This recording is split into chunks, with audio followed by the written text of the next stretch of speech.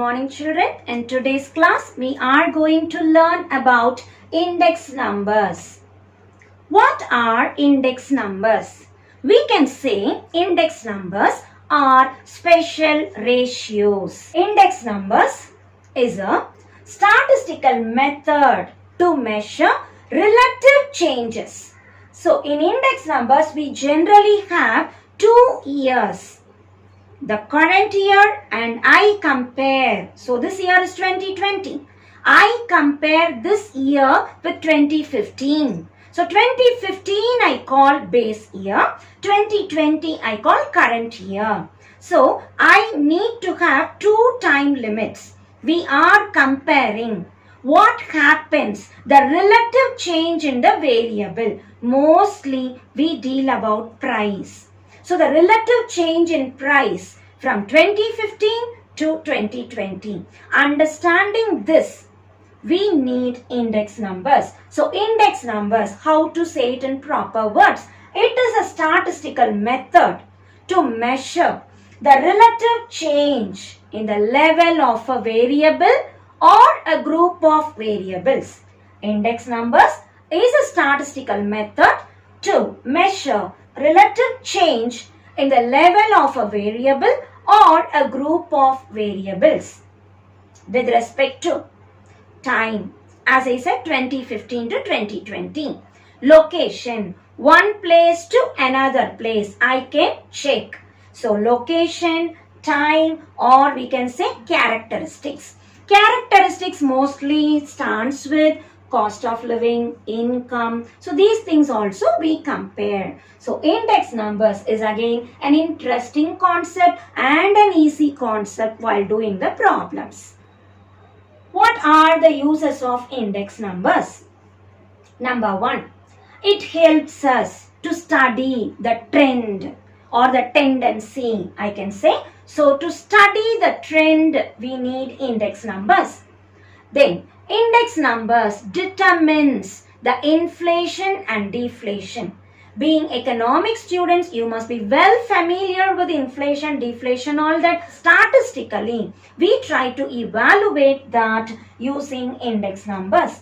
Number 3, based on index numbers, the decision making, the policy making are done. For example, if people know from 2015 to 2020, the change in cost, commodities, all that when they discuss, they will raise the salary limit. They will announce DA, Diana's allowance. So to do all that, we definitely need index numbers. Are there any types of index numbers? Yes. Based on how we calculate, we have price index number, quantity index number, and cost of living index numbers. In our syllabus, we are going to discuss about price index numbers. Price index numbers are designed by many people. We are learning price index number designed by Lashpire, Pache, and Fisher. What is Lashpire's index number? Lashpire, the statistician, he used base year quantity. See, I said whenever we are in the section of index numbers, I need to have 2 time limits, 2 years, base year, current year. So base year will have some price and quantity. That I call P0, Q0. Base year price, P0. Base year quantity, Q0. When I come to current year, the current year price I have P1 and current year quantity I have Q1. Lashpire used base year quantities and then he designed his price index number. Pache said base year quantities will be less. Now we are in current year, so we must use only current year quantities. So Pache designed a price index number based on current year. Now Fisher came. He said base year will give a less value, current year will give a value more than that. Let me find geometrical mean of both so that it will be the best index number. So Fisher's index number, I could say geometrical mean of last pair and Paget. What do you mean by the word geometrical mean? Multiply last pair and Paget, take the square root. So this we call Fisher's index number, and we say Fisher's is the ideal index number. Last pair's index number, Paget's index number, Fisher's index number. Last pair, the weights are base year quantities. In Paget's index number, the weights are current year quantities. In Fisher's, we take the geometrical mean of last pairs and Paget's index number, and we declare Fisher's is the ideal index number. Fisher's index number satisfies the adequacy tests, or I will say the tests of consistency. What do you mean by this tests of consistency? It satisfies time reversal test and factor reversal test. Now before going to check the tests, let us see the formula for the three different persons. Last pair designed P01L. We say P for price index number, L for last pair, 01, 0 for base year and 1 for current year. So P01L is sigma. Remember, in all the three formulas, sigma will come up and down in numerator as well as denominator. In all the index numbers, we put P1 in the numerator, P0 in the denominator. There is no change in that. See, in last pair, Paget and Fisher's, we remember to put sigma every time. We remember to put P1 in the numerator, P0 in the denominator. Then, for last pair, put Q0 in the numerator and denominator. That is, he is using base year quantities. For Paget, we are putting Q1 in the numerator and denominator because he is using current year quantities. Fisher's, just multiply the two. When I multiply and take square root, there are two hundreds. Square root of 200 is 100. Put it outside the square root. So we have the three different formula designed by the three different statisticians, last pair, Paget and Fisher's. Now, we said Fisher's is an ideal index number. Why do we say that? Fisher's satisfies the tests of consistency. What are the tests? We say time reversal test and factor reversal test. What are these tests? The word time reversal. Interchange the timing. In this index number section, we are learning base year, current year. Base year I put 0, current year I put 1. Interchange these two. In this formula, wherever 0 comes, put 1. Wherever 1 comes, put 0. So, the original formula P01. When I interchange, I call P10. So, P01, P10. Multiply, I must get 1. Why? Because when I interchange, one number should be the reciprocal of the other. So, let us see the two different tests now. Test of adequacy. It checks consistency. It describes whether the index number is a very good index number. So, according to this time reversal test, factor reversal test, two different tests we are checking. Reversal, interchange, time 0 and 1. So, time reversal tells me interchange current year and base year. If I put forward and backward, it must be the same. So, P01 into P10, when I get my answer 1. If it is so, we say time reversal test is satisfied. Number 2, factor reversal test. What do you mean by this word factor? In index numbers, we are dealing with two different factors. price, quantity. So interchange these two. P I put Q, Q I put P. We learned the three different formula. Fishers alone. When I interchange P and Q, the original formula we call P not 1. When I put P as Q and Q as P, I call it as Q not 1. Let me multiply. I must get true value ratio. What do you mean by this word ratio? Ratio tells me something in the numerator and something in the denominator. True value tells me current year by base year.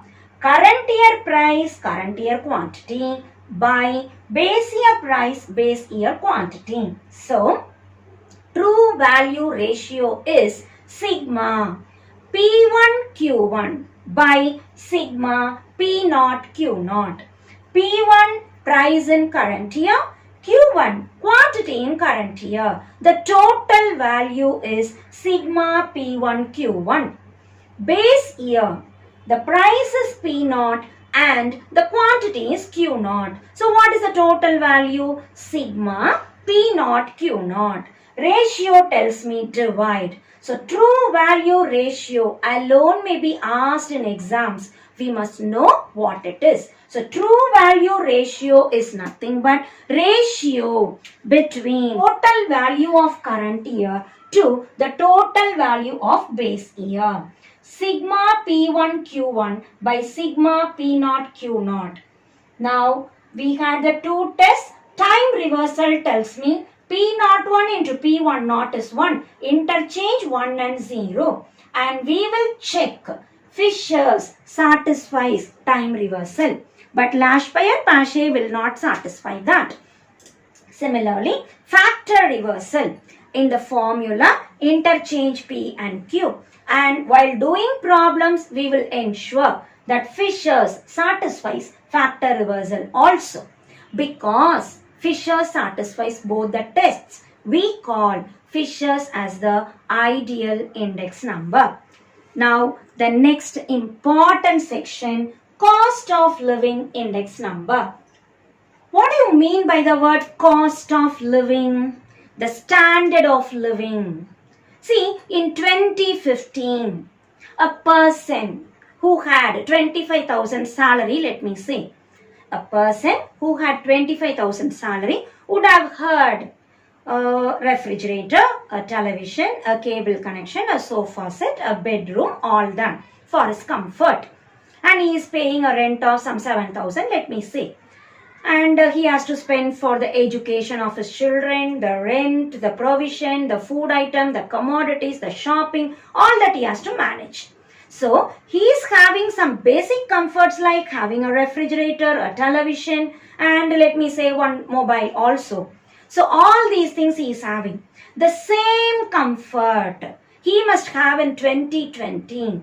Will 25,000 salary be sufficient now to manage all this? The rent would have increased. The education fees would have increased. The food commodities prices would have increased. So, as the commodities price and the consumption also increases naturally. So, as everything increases, the 25,000 is not sufficient now. So, what should be his salary now to maintain the same standard? So, how do we calculate that? So, we calculate that using cost of living index number. So, 2015 to 2020, I said compare 2000 and 2020. Compare in your parents' age and now. Compare your grandparents' age and now. See the rate. Now, they put even gold rate. How it is keeping on changing over the years. How the increase has happened. So, we are able to compare. That year, that was my salary. I was able to get that. Now, what should be my salary to get all those comforts? So, that question is answered by cost of living index number. So, what is cost of living index number? It is an index number. It helps to study the effect of changes in the price of goods and consumer services, I can say, for a current period as compared to a base period.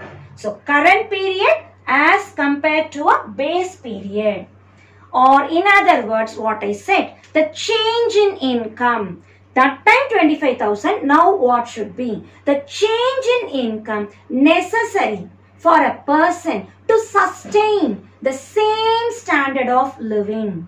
So what standard he had before, he must have the same. Or in other words, I can say the average increase in income to maintain the same standard of living. So these words put mismatched again and again. You can explain in your own words. It's an interesting topic too.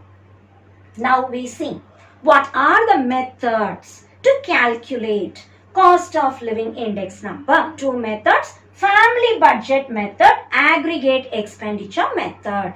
What do you mean by this word family budget method? Here we calculate two things: price relative, value relative. Price relative, we denoted capital P, and the formula we compare again. P1 by P0 into 100. Value relative, we use weights as P0 Q0. V is P0 Q0, and what is the formula we say? Sigma PV by sigma V. Now the next idea, aggregate expenditure method. It is nothing but Lash-Byers formula. In aggregate expenditure method, we have sigma P1 Q0 by sigma P0 Q0 into 100. As we use the two different methods, suppose my answer is 142. Okay, we are calculating in percentages. My answer is 142%. What does this tell me? In base year, the particular commodity or particular standard, something is 100 rupees. Now it is 142 rupees. So I am comparing.